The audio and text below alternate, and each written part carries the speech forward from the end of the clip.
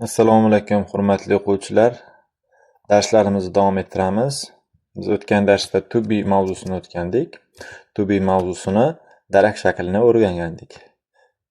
Demak, bugun to be ni inkor va so'roq shakllarini o'tamiz. Xo'p, o'zi to be nima edi? To be o'zbek tiliga bo'lmoq deb tarjima qilinadi. Bo'lmoq. Buni qachon ishlatar ekanmiz? Uni o'tgan darsda ozgina takrorlab olamiz. Birinchi holatda demak shaxsni tanishtirishda.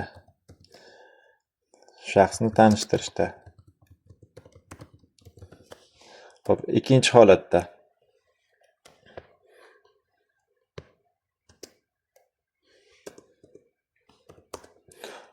holatda kasblarni aytishda. Xo'p, uchinchi holatda millatni aytishda. To'rtinchi holatda yoshni aytishda.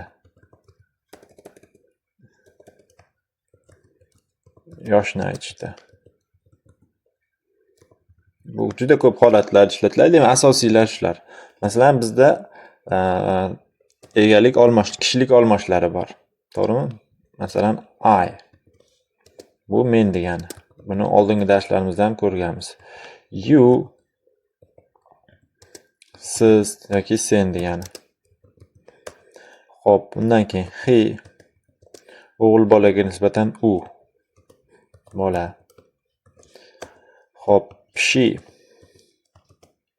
u degani. Bu kimga nisbatan? Qiz bolaga nisbatan u degani. It. Bu ham u degani faqat predmet yoki hayvon. Hayvon uchun ishlatiladi. Hop, we bor. Bizda yana you bor. Bu ko'plikda sizlar degani. They bor. Ular degani. To be ni qanday ishlatar ekanmiz? Qarab turing. Birinchi, demak, shaxslarni tanishtirish ishladik-a. Demak, buni tuslab chiqamiz endi. Tuslanishni ham o'tgan darsda ko'rdik. I ga am to be si, you ga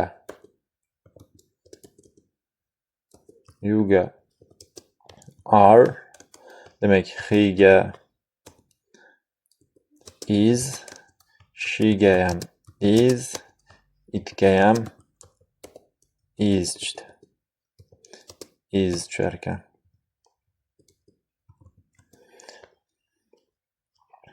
Va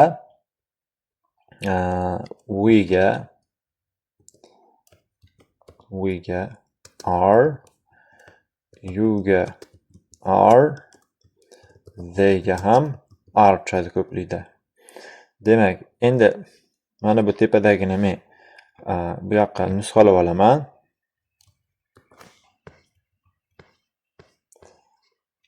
Bizga ko'rinib turish uchun. Masalan, shaxsni tanishtirish ishlatar ekanmiz. Masalan, bu yerdan mana bu, misol uchun, she ni tanishtirmoqchiman. She qiz bolaga nisbatan u. Misol uchun, qiz bolaga nisbatan u kimdir demoqchiman. Masalan, she is, misol uchun, Qulpiniso. U Qulpiniso degani qizlarga nisbatan. Yoki he ga demoqchiman. O'g'il bolani tanishtirmoqchiman. O'g'il bolani tanishtirganda he ga is tushadi. He is, masalan, Mamarayim. U Mamarayim degani. Shunday qilib shaxslarni tanishtiramiz. Misol uchun, I am, misol uchun, men. Misol uchun, I am deb turib o'zimiz ismimizni yozamiz. Masalan, Zuhriddin. Men Zuhriddinman degan. Xo'p, buni ko'rdik. Endi kasblarni aytishda ishlatar ekanmiz. Kasblarni ishlatamiz. Masalan, biz shifokorlarmiz demoqchiman. yoki siz shifokorsiz demoqchiman. You siz degani. Demak, undan keyin you ga qaysi to be keladi? Are to be tushadi. Demak, shuning uchun are qo'yaman. You are shifokor deb qo'yib qo'ysam bo'ldi. Doktor. You are a doctor. Siz shifokorsiz degani. Yoki biz we are masalan biz kim? Studentmiz. Students. Biz talabalarmiz. Tushuninglar. Xo'p, millatni aytishda ham ishlatar ekanmiz. Xo'p. Masalan, millatni aytishda misol uchun u fransuz demoqchiman. He is French bo'ladi. U French, ya'ni u fransuz. Misol uchun keyingisi. Masalan, u o'zbek qizi demoqchimiz. She is Uzbek girl. U o'zbek qizi. U o'zbek qizi. Tushunarli-a? Xo'p. Millatni ham o'rganib oldik. Demak, yoshni aytishda ishlatar ekanmiz. Yoshni. Masalan, men misol uchun 85 yoshdaman demoqchi bo'lsam, I am misol uchun 85 deb qo'ysam bo'ldi. Men 85 yoshdaman degan. Yoki siz 14 yoshdasiz. You are misol uchun deylik, keling 19 deylik. Siz 19 yoshdasiz. Xo'p. Masalan, ular 35 yoshda demoqchi bo'lsak ham they deymiz. To be ni qo'yamiz. Keyin yoshini qo'yib qo'yamiz. 35. Ular 35 yoshda. Demak, bu bizda darak shakli ekan. Xo'p, endi biz bugun sizlar bilan negativ formni o'tamiz. Negativ form. Negativ form bu o'zbek tilida xo'p, inkor shakli degan. Inkor shakli. Bu qanday yasaladi? Demak, ega mana bu egalik almoshlardan bittasini qo'yamiz. Men, sen, u, biz, siz, ular deganda. Keyin unga mos bitta to be qo'yamiz. To be. To be ga bitta not qo'shib qo'yamiz. Bo'ldi, shu bilan yasaladi. Masalan, buni nima ishlatdik? Mana buni yana pastga hop kopiyat qilaman men. Copy qilib pastga joylab olaman. Hop. Hop, birinchi misol uchun shaxsni tanishtirishda. Shaxsni tanishtirish tepada ko'rdik darak shaklini. Endi inkor shaklida. Masalan, u misol uchun Toshmat emas.